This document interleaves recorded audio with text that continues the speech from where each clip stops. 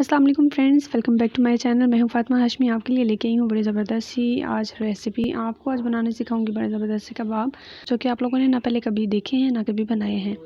वैसे तो आप लोगों ने कई तरह के कबाब खाए होंगे, लेकिन आज हम थोड़े से चिकन और ढेर सारी सब्जियों के साथ बहुत ज़्यादा कबाब बनाना सीखेंगे। आपने क्या कर लेना है, आपने ले लेना है एक बाउल और उसमें बोनलेस चिकन जो है उसे डाल के बॉईल कर लेना है।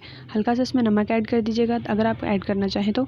एक पैन में ऑयल गर्म कर लेना है, उसमें आपने ज़ीरा डाल लेना है साबुत, तकरीबन 1 से 2 चम्मच। उसमें आपने अदरक लहसुन का पेस्ट डाल लेना है कुटा हुआ। इन चीज़ों की अच्छे से भुनाई करने के बाद आपने क्या करना है, उसमें 1 चम्मच हरी प्याज कटी हुई डाल लेनी है और एक हाफ़ कप या 1 कप आपने उसमें मैदा ऐड करना है और अच्छे से भुनाई कर लेनी है। भुनाई करते हुए आपने जब देखना है कि इसका कलर चेंज हो गया, खुशबू आने लगी है, तो आपने इसमें श्रेड किया हुआ चिकन डाल लेना है।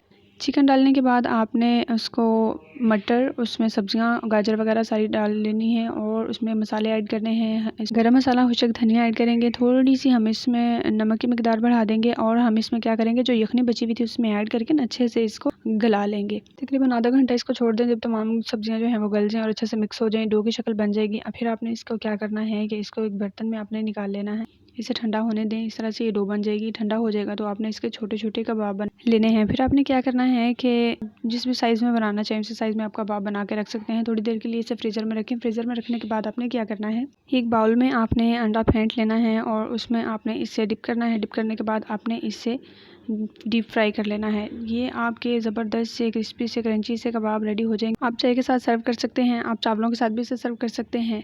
तो ये थी मेरी आज की रेसिपी फ्रेंड्स। उम्मीद करती हूँ आपको अच्छी लगी होगी। अगर आपको अच्छी लगी है तो लाइक कर दें, शेयर कर दें और मेरे चैनल को सब्सक्राइब कर दें।